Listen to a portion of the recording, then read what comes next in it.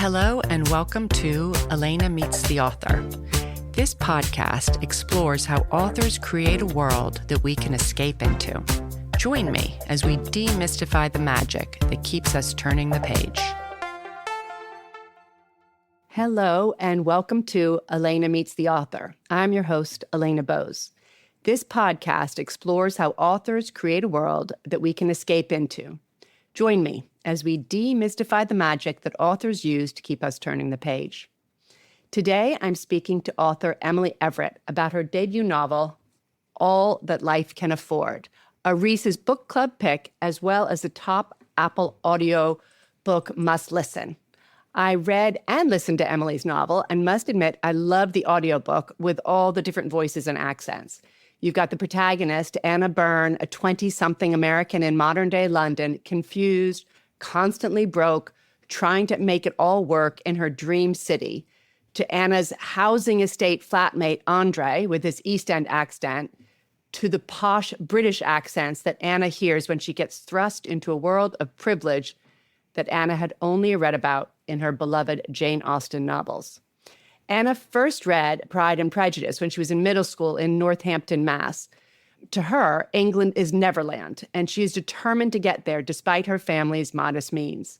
And she does when she pursues a master's in literature in London, a degree her working-class, taciturn father thinks is useless. However, Anna is not quite living the fairy tale life in her shared dank flat, studying full-time while also bartending and tutoring to pay the bills. The possibility of a fairy tale life starts to emerge for Anna when she tutors 16-year-old Pippa, whose family lives at the Savoy Hotel when not in London. Pippa's posh mother, Mrs. Wilder, invites Anna to spend the Christmas holidays with them in Tropez while continuing to tutor Pippa for the SATs. Anna starts mixing with Pippa's older sister, Faye, who is beautiful, lazy, and entitled. Anna meets other members of the jet-set crowd, including two dreamy men, the dashing and serious Callum, our Darcy, and the equally good-looking, attentive, but sneaky Theo. Anna tries to fit into this new elite world where champagne and oysters are always on tap, where everything comes easy, and Anna can try and forget her old life and all its struggles. But how long can she live the lie?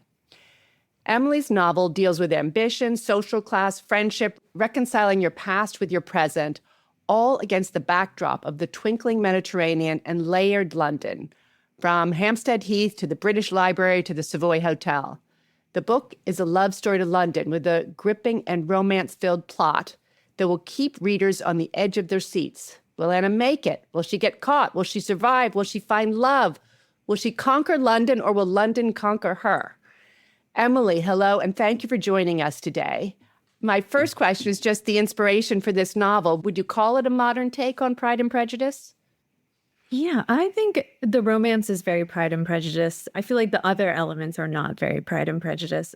But thank you for that wonderful introduction, and thank you for having me. It's so fun to hear the book sort of described in other people's words, sort of what they find the through line to be is really fascinating. Yeah, I think when I was writing it, I wanted there to be some kind of romance to kind of help us turn the pages and to sort of throw some of these class things into relief. And I was attracted to the love, I don't know, most people wouldn't call Pride and Prejudice a love triangle, but that there is sort of a Wickham character who's very dashing, very sort of, would be like a good traditional option. And then Darcy seems very taciturn, sort of edgy, not very warm and friendly. And I was attracted to that. But I think what I really loved the most is that there's a great moment towards the end of Pride and Prejudice where Elizabeth finds out that she's been wrong about Darcy and that he's been working behind the scenes on her behalf and on her family's behalf and really helping her out. And she had no idea in that moment of sort of realizing you had someone totally wrong is what I was really attracted to in that love story. And so very early on while I was drafting, I was thinking about, could there be some moment where Anna finds out that Callum has been sort of helping behind the scenes to get her out of trouble or to help her in some way? And so that was sort of what brought me to Callum and Theo as those sort of Darcy and Wickham characters. And the story itself, did you think of it before you moved to London, or did it all happen when you were in London?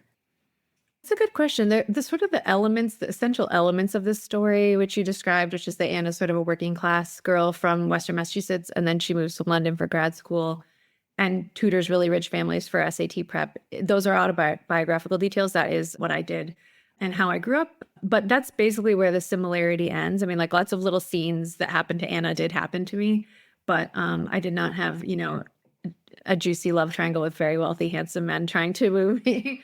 And I didn't do some of the lies and deception that I think Anna eventually, sort of falls victim to, or were not something that was sort of part of my life in London. But yeah, so those parts are autobiographical. I moved back home from London, back to Western Mass in 2013. So since then, I've just been missing London, and I go back and visit and stuff, but I really do miss it there a lot, and especially my old neighborhood, Finsbury Park. And so I was thinking about how I could, writing a novel is very long and it can be tedious and hard. It is also fun, and there's really great moments, but it's a lot of work and takes a long time. And so I knew that if I was writing about London, I would have so much fun working on a book about London and feeling like I was back there again, sort of living vicariously through Anna, that would kind of keep me going even when the book wasn't going great or I wasn't having a great time with it. Right. And I was right. It totally worked like that. And I also just figured that people would like to read about London. I think we all sort of like to read about different places. There's sort of an escapist element of reading that can sort of take you out of where you are. And it was sort of the winding down of the pandemic, and no one had been traveling and stuff. And so I was really thinking that a book about London would be really fun. And I also knew that it would be a place to write about class a lot, because I feel like we have class in the US, but we don't really know how to talk about it or how to compare it. And in the UK, it's very, very out in the open. You can tell from how someone talks what class they are, right away, as soon as they open their mouth. And I feel like class in the US is more just about money, and it's much more fluid. And so because I was interested in writing about class, I figured that a book in London would be the way to go. Yeah. Yeah. Did you come across these posh families, though, you tutored, right? Yes. Yeah. I mostly at first taught classes, and the classes were made up of all these wealthy kids. And I would sometimes go to boarding schools like Anna does. So I did teach at Rodin, which is this beautiful girls' school on the White Cliffs outside Brighton. These schools that really looked like Hogwarts. I used to administer tests at Westminster, which is right behind Westminster Abbey, like just unbelievable, unreal places that were very Hogwartsy. And I think that I was, so out of place there, but it was also, all those students were hoping to go to university in America. And so they loved that I was American, and they wanted to know all about what it was like to live in America and that kind of thing. So I think I was both out of place and also very accepted because, I was sort of their resource for those kind of things, what college would be like in America, that kind of thing. It's interesting because I told you I lived in London for a long time, and it's true that they can't really place Americans, whereas they can place Brits. Yes. Immediately, the minute they open their mouths, they can place them. So it gives you kind of a freedom. Yeah. There's a line where Anna says she kind of feels like everyone treats her like a novelty. And I do feel like that can be the experience of, at least when you're meeting a new group of friends in the UK, it can be sort of people don't know they don't know where to put you. And they're very curious to see what Americans are like, or they're very curious to see what kind of American you are, or how much of their culture you're familiar with, or they have questions for you about American culture that they've never experienced. Like, it is sort of this way in. Yeah. Yeah. Well, okay. So now why don't you read from the chapter 1? Absolutely. So this is chapter 1, London, October 2009. I've never been a great actor or a convincing liar, and an American in Britain will always be scrutinized. I prayed the ticket inspector might think I was an idiot, like all Americans, and not a crook, like most of the people he found on the train to Brighton without a ticket to cover their fare. Instructors like me had to pay for our own tickets when we traveled to teach weekly SAT prep sessions at posh boarding schools around the English countryside. Not that you'd know they were schools, more like mansions, refurbished monasteries, drafty Hogwarts-type castles. I'd seen a few already in the 4 months I'd worked for Kramer Test Prep, but this was the first time I hadn't had the money for my train ticket. I'd formed a weak plan on my way to the station. A shite plan, my flatmate Andre would have called it. My first plan had been to borrow the money from him, but he hadn't come home last night. I'd been poor all my life, in a mundane, lower working class way. Food stamps, hand-me-downs, pancakes for dinner. And it had bred in me a scrappy sort of boldness that only backfired about 50% of the time. Sometimes it seemed like that scrappiness was the only thing I still shared with my father. The plan was a big risk, but I'd be fired if I missed my class. The travel bonus was £40 each trip. That alone made a typical 10-week class worth more than a month's rent to me. I'd emailed my supervisor the second the Brighton class was posted, terrified that someone would scoop it up before me. I needed that bonus, even if it only came at the end of the whole class, months later. Months of Saturdays spent on long train rides, cursing everything.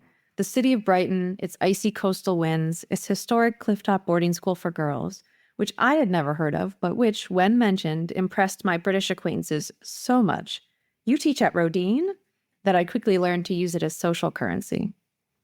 But it was actual currency I needed, and so far I hadn't seen a pound for my Rodin SAT class. The shite plan was not complicated. For the first 45 minutes on the swaying southbound train, I only had to pretend to sleep. No easy task, my body thrumming with nervous energy. Fare dodging was no joke here. I'd once seen a ticket inspector rap his knuckles loudly on a train window for 10 minutes, trying to wake a sleeping man, certainly ticketless. The man later hid in the bathroom, and 2 stations later, the ticket inspector walked him off the train to a waiting semicircle of British transport police. Here on an easily revoked student visa, I feared even the lightest brush with the law. Very good. Thank you. Thank you. So was it a real struggle to write this book because you were working full time? How did you find the time to do all this? And tell us about your other job. That's a good question. Yeah, now I'm doing it again because I'm working on my next book, and I'm like, how did I do this? It is hard. My day job, I have a wonderful day job, which is why I still have it, but I'm the managing editor of a literary magazine called The Common. It's based at Amherst College, and it's a magazine that focuses on sort of pieces with a strong sense of place. So stories, essays, poetry, a little bit of art. And it's a great job. I get to edit fiction. I get to manage student interns who are learning about publishing and writing for the first time. I love it so much, but it does keep me busy. And so I have always had to kind of write on my nights and weekends, and some little school breaks that I get, the school break coming up at the end of December, and I usually get one at the end of May and that kind of thing. So I when other people are going on vacation, I'm usually buckling down to write. Or sometimes I will go on a writing vacation, like go somewhere nice and warm, but be writing. I was very lucky when I was in the middle of working on this book. I had a 3-month sabbatical from the college, and so I was able to work on it full time during those 3 months. And I got a lot of the first draft done during that, but then I had to go back to work, and then I just had to kind of keep working on it on the nights and weekends and stuff. And it is draining, but it feels a little bit like a sprint. So I feel like I know a lot of writers. I have, my friends, everybody writes differently. Everybody writes at a different pace and a different way. And I have lots of friends who've worked on books for years and years and years. And I think that's just draining in a different way. Like if you pace yourself more, if you only work on it on the breaks, or if you only work on it once a month, or you take a couple days off every couple months or something like that, I feel like I would be more tired if I had to stretch it out as opposed to what I have now. Like my next book is due next year. And so I feel very much at all times, like it feels like when you're in college, you have homework, you should be doing. It's like, that's what it feels like every day. But I know I will be done in a year and the end is in sight. And then once I'm done, then you're in this great process of you're still working on the book, but you're working on it with an editor. And so it feels like you're like working on it with a team. And that is like, that part is really challenging, but it's also the most fun, I think, once you feel like there's like someone you can work on it with. Is it the first draft that you submit, or no? No, I mean, like you really want to, the first draft is usually like long and shaggy and not very focused and not as powerful. And so you want to finish that first draft and celebrate it. And then you have to go back and cut a lot, kind of like read through it and try to distill down like the best parts and the most important things. And sort of, for me, that process is always just kind of cutting a lot because I tend to write too long and then cut it down. So that's my normal editing process. With this book, I do remember adding a lot in the second draft to Callum's character. I felt like he was a little thin on the first draft. And so I really tried to flesh him out, give him more scenes, more complexity and that kind of thing. And the Jane Austen angle became much more robust in the second draft as well. That was sort of a not a late addition, but something that did not appear in the first draft. Yeah. So how long did the book take you to write? I guess I would say the first draft took about a year, and then I spent probably like 4 more months really editing it to be very much not bad improved. Yeah, that's very quick. It's not always that quick for me, and we'll see how the next one goes. But I think because I had that sabbatical, I was able to knock it out a little faster than I would have otherwise. And this next one, you have just about a year. Yeah, I started working on it in August and it's due in November next year. So it's like a year and a couple of months. Yeah. But And now it feels like less than a year. now it's less than a year. And how far along are you? I would say maybe like a quarter or a third in, but I also, I just got notes from my editor, so now I have to change everything. Like Oh, wow. that's a normal process. Some people do write their whole first draft and don't show anybody. I really love and trust my editor, and I really like as soon as I have like enough of the story, I want to hear what she has to say about it before I keep going. Yeah. So that's the stage I'm at now. She and I just met, and so I'm waiting to waiting basically for the weekend to dig back in and start making some of the changes that she and I talked about. But how helpful is that? So It's so great. Yeah. It's the best part. And I understand that a lot of writers do like to just kind of do it on their own. But I have always been a very collaborative writer. Like when I have an idea, I usually call my sister and bounce it off her. Like I really need to like hear what other people's take on it is. And writing can be so isolating and so solitary. And you can go down some rabbit hole and then be like, wait, this doesn't make any sense. And my editor is great about asking really like big logistical questions. Like, why did this happen? And I'm like, well, because it did, like you need someone to ask those questions and sort of like hold your feet to the fire a little bit. Is your next book, does it take place in England? It does not. The next book takes place in Western Massachusetts in the town where I grew up. I definitely would love to write more about Europe, but I was also worried that if I did, then I would suddenly become a writer who could only write about Europe. Right. But yeah, I'm sure there'll be more London books in me. And can you tell us a bit about this next book, the plot? Yeah. It's about a woman who's recently widowed, but she has to save her family farm by turning it into a farm wedding venue, which is a very common thing in my area. I live in sort of a beautiful rural area, and so there's lots of farm wedding venues. And I did grow up on a dairy farm, and so it's something that I have thought about a lot, this way that I feel like we sort of glamorize farm life as, there's this trad wife tradition now, like this idea that farm life is very beautiful and simple. And the truth is that farm life is really hard and complex. So I feel like I'm going to play with that. And there's also, I think, a fun historical storyline. It's almost like a dual timeline with like something that feels a little bit like a mystery, I hope. But we'll see how it goes. Okay, great. So back to this, I am curious as to what your own personal dissertation was. Was it at all similar to Anna's dissertation about being an American abroad and the different writers who tackled that? It really wasn't. In the first draft of my novel, Anna's dissertation was about an author named Ian Forster, who is a well-known British author, but not read super widely in the US. And that's what I wrote about my dissertation, that I wrote about his short stories, which are very obscure short stories. Oh, I'm not sure I could have gotten away with writing a dissertation about Jane Austen. I think my professors would have been like, that's been done. But so in the second draft, I was looking for something to make it feel much more cohesive. It felt like separate stories. It felt like there was a romance story, and then it felt like there was like a financial story, and then there was like this academic story of if she's going to finish her dissertation, and all these things felt very separate. Yeah. And the stroke of sort of brilliance, from on high that came down when I was like, if she's just writing about Jane Austen, then all these things come together more, because she would be writing about novels that are detailing an experience that is similar to the experience she is having. And it gets a little meta, which I liked. So the second draft was a big overhaul to change that, but so much better. Right. As soon as I did it, I was like, okay, this works much better. Yeah, tied it together.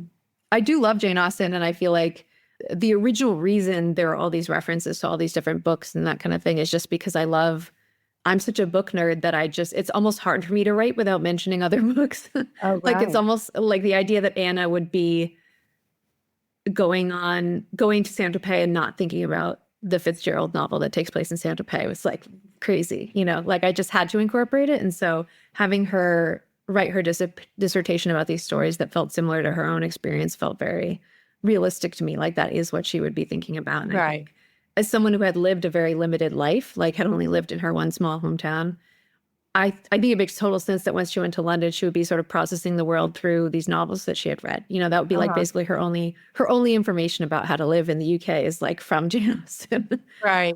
Yeah. So did you go to Saint Tropez?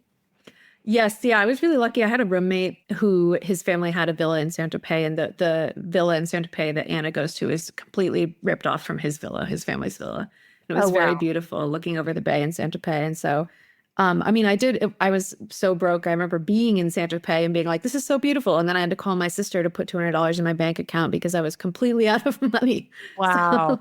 I really did have that sort of dual experience of being like, I feel like I'm living in someone else's life, but I almost couldn't afford the flights here, like that kind of Yeah. thing. So yeah. So that part is like I did when I was tutoring, I did once travel to a family to tutor their daughter for a week. And they were very wealthy and it was a beautiful house. But it was in Switzerland. It was in Zurich, which is less glamorous. No offense to Zurich. It's less glamorous than Saint-Tropez. Right. So when I started thinking about including that element of, taking Anna out of London and dropping her into a family, I was like, I think Saint-Tropez would work better. Yeah. It was a really nice escape. It was like it was a travel story, but with a big plot. So you got immersed in her love of these places. Like she's just gobsmacked by the south of France and then all of London. And I was thinking, I was going to ask you which was the most sort of enjoyable part to write. And I was wondering if it was when you talked about the British Library, because it was clear you loved the British Library. Yeah, I think that might be it. Yeah. I'm not transparent. Yeah, and writing any part of London was so much fun for me. I lived there for years and it never got old for me. It never did. Like even if I was just like walking to my commute, I would be like, this is incredible. I Wow. loved it. I loved it every day. And so it seemed very likely to me that Anna, who's only been there a couple months, would be even more like that. But yeah, I wrote my dissertation at the British Library like Anna did. And I think she was an even better student than I was. I was pretty like slapdash last minute. Like I wrote my dissertation in like 2 weeks at the British Library, just like 7 Uh-huh. a.m. to 7 p.m. every day. But it did feel very magical to be there. And it was sort of like, I've never thought of myself as an academic. I basically did a master's degree in literature just so I could go and live in London. And so being in the British Library with all these actual academics, it felt very edifying. And they did have a great cafe there with like beautiful little cakes and stuff like that. And that was nice. And I was not living in a nice flat at that time. So going from my very not nice flat to the beautiful British Library and writing for a couple hours and then having some cake and then writing for a couple more Yeah. hours. And anytime I encountered a problem, like a quote that I couldn't identify or a part of the dissertation that I felt like was a little thin, in the British Library, you can just request any book and it will appear to your reading room within an hour. Like it will just arrive. Wow. And so it was incredibly helpful. It really felt like the library was part of my writing process, not just like the place where I was writing. What do you think it is about London that makes it so special for you? Yeah, I put both of them in the book. I feel like there's two big things. One of those is just that I really wanted to be in the place where I felt like my favorite writers had been writing. And just, yeah, I felt like would somehow be in communication with them if I was there or like be Mm. communing with their work.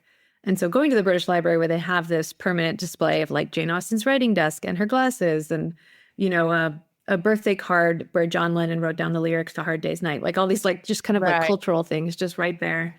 I felt like if I was in London, I would be in touch with those things in a really fun, magical way. I've always been an English major, like even when I was a little kid. I've always been a big book nerd, and I did really gravitate towards British literature once I went into college.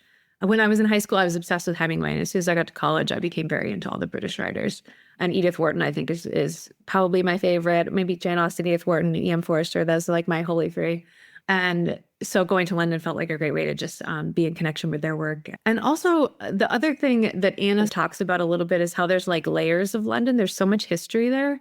And New York definitely has the same thing, but not as old. Like old things in London are from like the 1600s or Yeah. the 1200s. Yeah. Yeah, like there's a Blue school that plaques. say it again. The blue plaques on the Yeah, house. yeah. Like I'm walking to go to the post office to mail something, and I walk by T.S. Eliot's old flat. You know what I mean? Like it just Exactly. is amazing. Yeah. And like No. one of the schools I tutored at was a beautiful school in Canterbury, England, which is obviously a very ancient place. It's where people went on pilgrimages there for years and years. And I stayed in a hotel that was within the Canterbury Cathedral grounds. And then I went to this school, and the school barely had heat. It was so old. And it was on the grounds of like St. Augustine's Abbey from, I don't even know when, think like, yeah, like definitely the hundreds, not the thousands. Right, right, right. And I just loved that there were these layers. You could be in like a very modern city. Like I could go to Canterbury and get like a pint, but I would also be like, I could also stand on the steps that are like worn smooth from like centuries of pilgrims coming into this site and walking up these stairs. Like it just is, all of those things coexist. And you can be in London and be in the shopping district and be surrounded by people who are the most modern people we've ever seen. But then you got the blue plaques telling you, that this is where Jimi Hendrix lived or T.S. Eliot or something like that.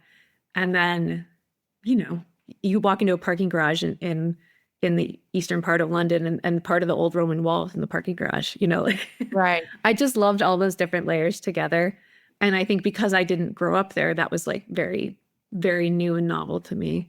And, I live in New England, which is the part of the US that has a lot of history, but it's just old here is nothing like old in England. No, I agree. There's just so much history, and it's kind of like they take it for granted, like it's just everywhere. So yeah, I think it's one of the reasons I love London too, because it's both. It's modern and ancient. Yeah. I also lived in London during the Olympics that were in London, and that felt like being like at the center of the universe for 2 weeks. And it was great because everything in the city ran perfectly efficiently. Like the tube was never late. Immigration was a breeze. Like everything was amazing during the Olympics. Yeah. But I could, outside my window, I could hear the fireworks from the opening ceremonies of the Olympics. Like it did It was feel, supposed to be great. That was Boris Johnson, right? Didn't he run that? Yeah. Well, or he was the mayor of London. Was he the mayor? Then. And Yes. Because I remember people thought it was going to be a disaster, and it wasn't at all. Yeah, no, it was fine. But people were definitely worried. I mean, it was really, I think a lot of Olympics are held outside the city, and it was in the east end of the city, which is less in the city, but it was, they had events all over the city. And, I think I remember seeing that like the Netherlands team was staying somewhere up near us. And so you'd see everyone in the tube would be in orange. It was just, you're right in the middle of things. Very fun. Okay, back to your book. So what was the hardest part? What was the hardest part? I always write too long. And so it is always really hard for me to cut it down to the right length and to know what to cut. But I do think I'm getting really good at that because this is a bad habit of mine to always write too long. And I think I was talking to a book club yesterday and a woman in the book club was talking about how seamless it feels and how cohesive and smooth, like it was effortless to write. And it's like, I think that comes from writing way too long and then cutting it down so there's no fluff, so there's just like, it feels very efficient because I've taken out all the stuff I added that I liked, but that I didn't need.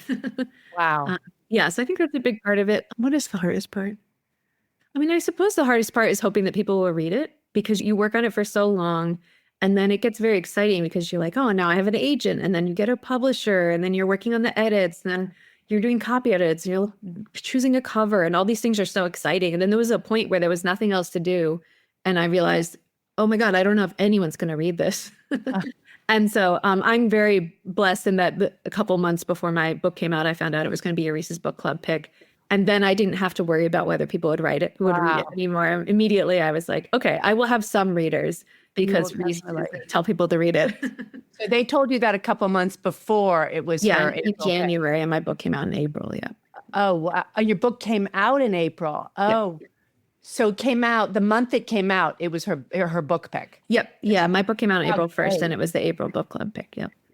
Maybe that's what she always does. Maybe it's always... Well, we had to move my pub date up. My book was supposed to come out at the end of April, and because she wanted it to be the April pick, we moved it to April 1st.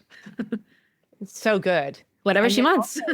Also, your whole Audible with Apple, you got that was, a must listen. I loved my audiobook narrator so much. As soon as I had a publisher, I was like, I'm almost more excited about the audiobook than seeing the hardcover because I listen to everything on audiobook.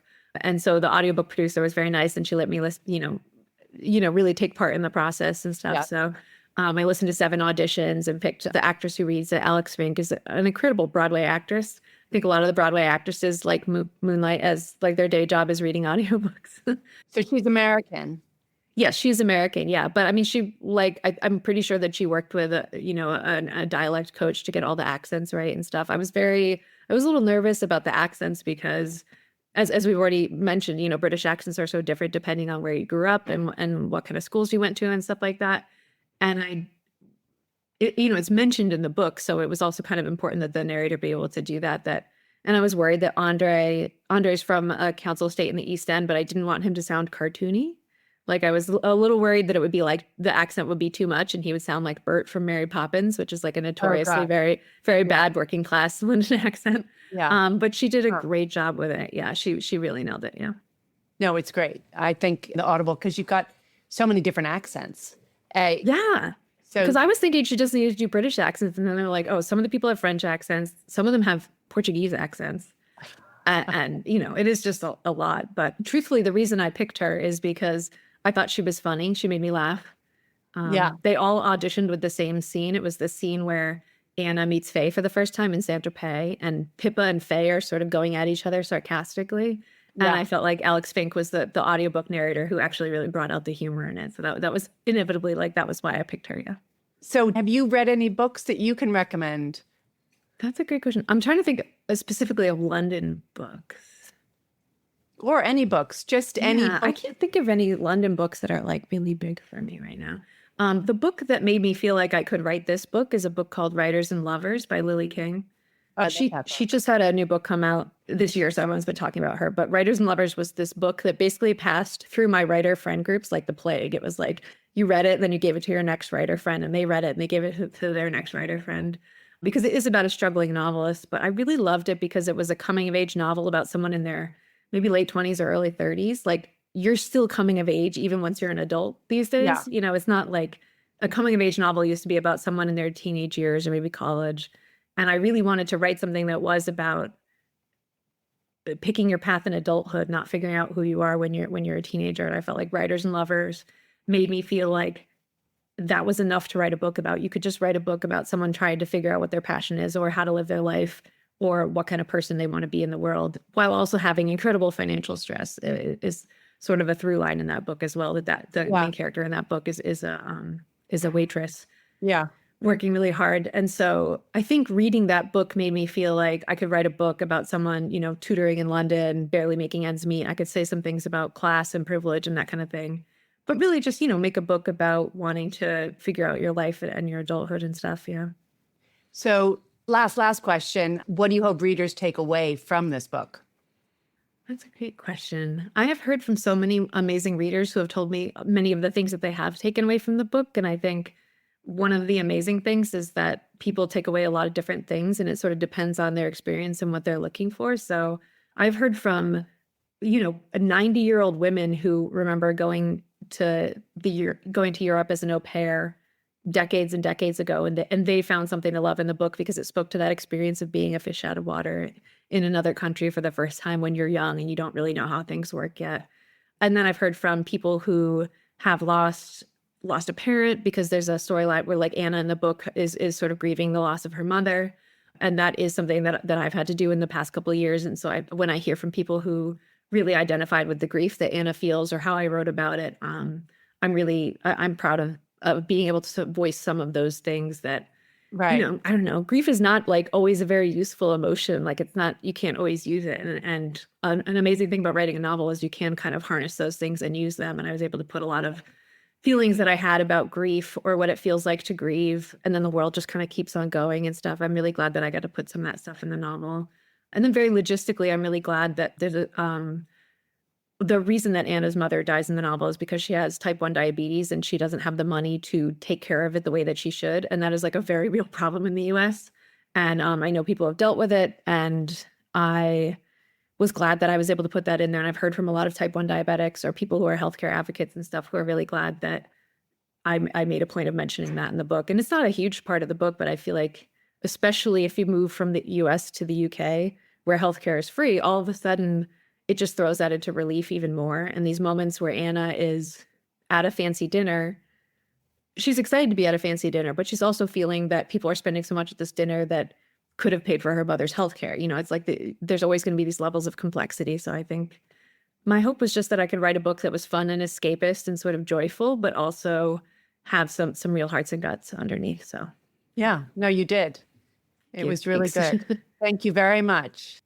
No, thank you. Yeah, thank you for your wonderful questions. Yeah, I'm so glad that we got to talk about London and talk about the book, and thank you for reading it so deeply. Oh, my pleasure. Thank you for listening to that episode. All that life can afford made me, a jaded Londoner, see the city afresh. I can't believe I've never been to the British Library to see Jane Austen's writing desk or see the handwritten lyrics to the Beatles' A Hard Day's Night. Definitely know where I'm going when I next go to London. Emily's book is the perfect holiday escape novel. It's light but intelligent, with a good story and the ending that I wanted. That's it. Thanks for listening. See you in 2 weeks.